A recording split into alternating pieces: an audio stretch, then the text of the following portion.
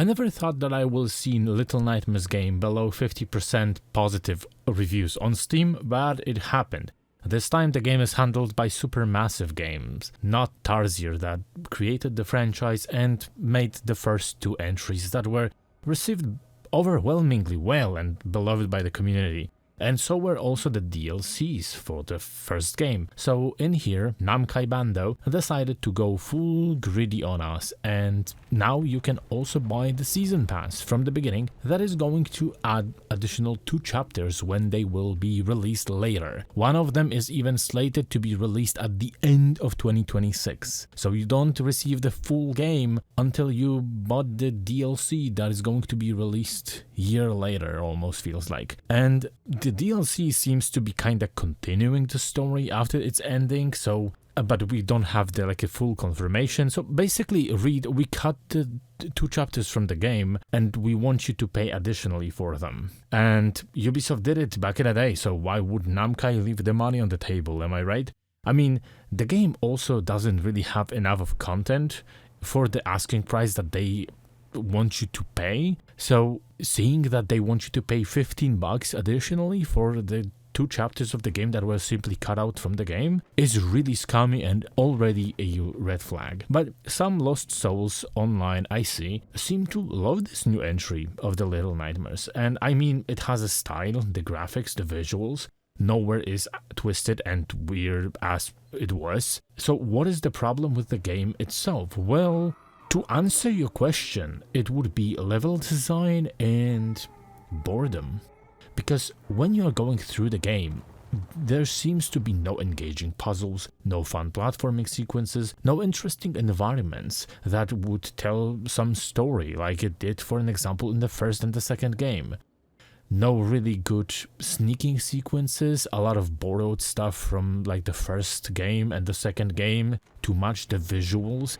Genuinely, some things are genuinely heavily inspired by the first 2 games that I genuinely had a feeling I've seen this somewhere. And no really good sneaking sequences, because look at this for an example. This is a 3rd chapter of the game. There are 4 chapters. So this, you can't even call that sneaking. Most NPCs will just ignore you and don't even pay attention to you. You can run around and jump around and nothing is going to happen. And I would expect a little bit more difficulty when we are in the chapter 3, which is close to the end. And that's why I also noted that this is chapter 3, not chapter 1, because a little bit more difficulty as you're going through the game would be something expected. Most of the time you will walk or run through empty levels that require from you turning left, picking up some key, turning right, opening the door, or taking the light bulb, putting it onto the other side, and turning the light on. That is the level of puzzles most of the time in the game. Most of the rooms you visit have non-interactive environment, and you don't pick anything, you can't climb anything. It is just stale and boring. And the rooms that you will traverse the most are always a copy-pasted empty squares that just have a hatch in the down corner or a square window up. And you will be trying to just open the hatch, you and your co-op partner or AI you're playing with, or just jump through the window, and that is it. The devs did try adding something new to the Little Nightmares, so you have a full-blown combat sequences where there's maybe 3 of them, and they always play out the same, where you depends from which character you picked, because one can shoot the crossbow and the second one has a wrench that smashes the enemy and the walls and stuff. So the enemy is getting shot by the one with the crossbow and the second one is smashing them, and if you are picking up with the one with the crossbow, you just point yourself in the right direction. And that is basically the extent of your gameplay if it comes to the fighting sequences. The other one has actually to run towards the enemy that is down and smash them to pieces. So the shooting is on aim lock, but they didn't overtune it. So the auto aim doesn't just turn around your entire character. So I can commend them for that. They actually did it pretty okay. And the story itself, I wouldn't say it's bad. It is pretty intriguing. There are the different problems with the story, but let's start from this. The first two games really felt like home. This one feels like it wants to belong, but it doesn't really belong. I will go into full spoilers on this one, so be warned. In this game we have two protagonists, the boy that is called Low and the girl that is called Alone. And the game starts in nowhere when both of them climb the wall and run away from the huge baby. Then the game takes us back to like the confinement room, like the padded room, and Low is alone and he's drawing some pictures and gets scared when someone comes to the door and he hides. After that, we are back in nowhere and we have 4 chapters. The first one is Necropolis that you can play in the demo, and the demo almost contains the entire chapter because there's like maybe 5 to 8 minutes more and that's it. And then we move to the Candy Factory, which for some reason has plenty of lollipops and like all the candies thrown around everywhere, and you can pick them up, but you don't really do anything with it unless you just want to throw it into the bugs, and you will get achievement for that, because if you throw every single type of candy that you can pick up, you will get some achievement. And there are maybe 2 moments when you have to like avoid the bugs, and the bugs are scared of light, so you have to pick up the light bulb, and the light bulb is still going to generate light, and you have to go with the light bulb across the bug infested spaces and put it on the other side, and then the light is going to switch from the one light bulb to the other one, and they are going to allow you to go on the ladder. So yeah, that is the extent of the puzzles in this game. This is just pick up the light bulb, go across the room, put it in the second socket, and go up the ladder. That is it. The whole place basically doesn't really even seem like a candy factory because it feels more like a hospital. And when I was chased by the supervisor woman with 6 arms, I genuinely at first thought that this is a nurse. But no, she was not. And yeah, the second chapter is just another set of uninspired levels where the entire playthrough looks dull and feels more like a walking simulator rather than actual platforming / puzzle game. And I'm not over-exaggerating, this is the extent of the puzzles in the entire game, walking from one wall to the another one and climbing the ladder. Only chapter that I would say has a little bit more complex puzzles is the last one, when you have one more convoluted sequence, but that's about that. After Low and Alone kill the supervisor woman, we move to the third chapter, the Carnival. And it's full of visitors that basically ignore you that you are there. Nobody gives a shit about you. There are also enemies that will chase you from time to time. The puppets, there are like 2 instances when you end up fighting them. And yes, this is the same shtick that was with the bugs in the first level, but you can shoot the enemy and the puppet is still trying to catch you, so you have to move a little bit, because if it is going to catch you, you are going to be dead. The carnival ends with you escaping in like a air balloon, and it exposes that the whole carnival level is a huge airship, which we didn't see earlier, which is a really nice revelation, but I would like to see more this type of things and more of this type of imagery in Little Nightmares game, because I bet my ass most people didn't even notice that this is an airship. And if someone asks how is that even possible, that we started on the desert and we moved to the airship without boarding one, well, Low's power in Nowhere is traveling through the mirrors, so he takes Alone by the hand and they jump through the mirror and they get spit out in the next location, next chapter. Every time they travel, the mirror breaks, so they can't go back. And the last chapter is the Institute, so something like an old ruined mental asylum, and it's a place where Low actually resided in this padded cell that we have flashes on. And we actually do visit this cell, and we find out that Alone is in fact not real because she's a doll, but when we actually get this doll of Alone, it changes reality and exposes the old version of the building before it was ruined, so we can pass through new routes that were closed to us before. So yes, Alone isn't real, she is just an imaginary friend of Low. So Low kinda has 2 superpowers. He can create himself an imaginary friend, and he also has the power to travel through the mirrors. The only way that Alone is real, she exists as a doll. So as we progress through the Institute chapter, at the end we fight the Chancellor of the Institute, which is extremely easy and really forgiving fight. So the end basically plays out like this. Lo wants Alone to go with him to the real world, but Alone is scared, so he convinces her to grab him by his hand, and they jump through the mirror, but she gets spat out back to the nowhere and evaporates. And Lo, at his side of things in the real world right now, tries to put the piece of the shattered glass back in the frame. And it's a sad ending, but Lo is the only kid that in the franchise that we actually see escape nowhere. And sure, like Six escaped the bunker, but didn't escape nowhere. And the second game is the prequel, and Mono is trapped in the time loop because of Six. And we don't know what happened with Six after she escaped the bunker, but she basically became a villain, because in the first game she's a villain, and the second game she also goes more and more to become a villain.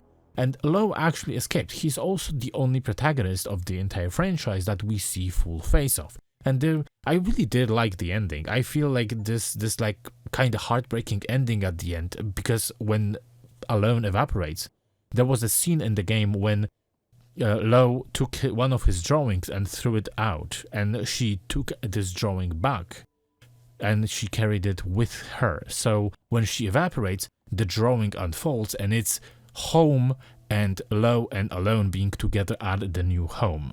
So it's really sad ending, but also it's a little bit okay and good because Lo actually escaped. However, there is a problem with the story and storytelling construction in this game, and I know that there are defenders that defend Namkai with full-blown force. They fiercely defend this new Little Nightmares entry. I basically see these people as simply a bunch of apologists. So why does the doll present the past vision of the Institute, how it is connected to the Institute, why Lo can see the old version of the Institute? I mean, he's little, so I mean, how would he be able to ever experience the old Institute? We don't know how the whole stuff even functions, with him getting these flashes of Lo being in the padded room, and he is still in nowhere because he's small, so like he transports himself with his imagination, so he is in the dream basically world, which is nowhere, but inside this nowhere there's another dream or another like imagination place. So basically is dream in a dream. Like, is Leonardo DiCaprio going to jump out and on the screen, and this is like an Inception to the sequel? We don't know. Well, this and many more questions won't be answered in the game. Why? Because Namkai Bandai wanted to make Little Nightmares into the multimedia franchise. So that means that if you want to understand the game and story and the lore fully, you have to go and listen to their podcast, Sounds of Nightmares, and read the comic books and a bunch of other baloney that they created. So the question that you had when playing Little Nightmares 1 and 2 were answered in the game, and even if they weren't answered, and even if the answers weren't like 100% obvious and in your face, they still were answered. You could still interpret the game to answer the questions. You could have understood everything just by simply playing the games. Tarsier made complete games that didn't require from you any additional homework to be able to understand and interpret the nuances of the game. Supermassive Games made a game with no explanations that doesn't tell you almost anything about what is happening, who is who. They not only messed up the level design and made one of the most boring platformers and puzzle games I've played in years, but they also didn't tell you the full story through the one medium that you bought. And I don't know about you, but I don't want to listen to the fucking podcast or read the comic that I probably have to pay for additionally to understand the game and its lore fully. I already paid you $40 for the game. It's not a long game, it's a 4-hour game, so I paid $10 per hour, and I don't get half of the lore that I am supposed to get. And I see this Defense Squad online, Reddit of all places, fiercely defending the game, and it's not like the And they tend to say that this is not the dev's fault that people don't understand the story. It's your fault that you don't understand the story. And then the motherfucker proceeds to interpret the game and notes that he read all the comics and listened to the whole podcast. Okay, bucko, now interpret the game without doing the fucking homework, because I didn't buy the game to do the homework. I have 2 short boxes of comics that I am yet to read, full shelf of untouched Marvel and DC paperbacks that I am yet to read. I also have 2 additional shelves of manga, so I'm good, bro. I don't need Namkai Bando to force me to read additional comics. There is also going to be 2 new chapters, literally another case of cut content from the game, and the game doesn't even have enough content. $40 for 4 hours of game, and you want to sell me additional like 2 maybe hours for another 15? Mind you that I played 4 hours just because I had so many bugs in this game where my character would refuse to jump when I clicked X on my controller. Or for an example, I would be stuck in the dorm frame and I would have to wiggle my way out. Or the time where I wanted to step on the plank but my character kept falling off the plank before even stepping on it.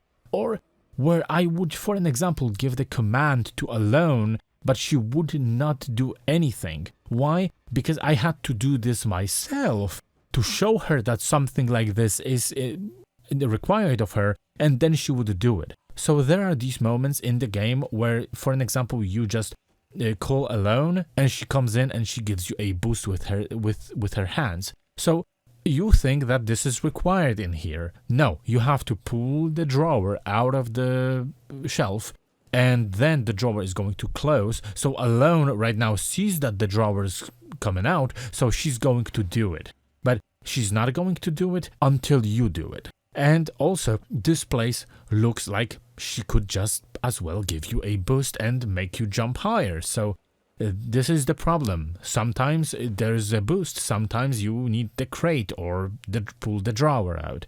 And I just stood there like a clown, didn't know what the fuck am I supposed to do. I'm checking if my game broke. No, it didn't. I just have to interact with the environment of the game, where for the 99% of the game, you have nothing that you can like pull out from the environment and stuff. But in this place, this is the one place when you actually have to do it.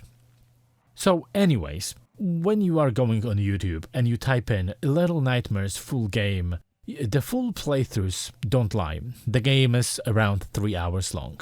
If you don't suck or you aren't unlucky to get bugs that will basically cause you to die or something, and most playthroughs are like 2 hours and 50 minutes, which means you actually can refund the game on Steam, which I don't encourage you to do. Never do that. Do not buy the game and refund it after completion. So I think that after the reception of Little Nightmares 3, Little Nightmares 4 is never going to be made. And Supermassive, well, this is probably the most advanced game in terms of gameplay they have ever committed. And that's why I think they should maybe stick to the movie games. At least I don't have to listen to the Dark Pictures podcast or read the Dark Pictures comics to get the full scope of things.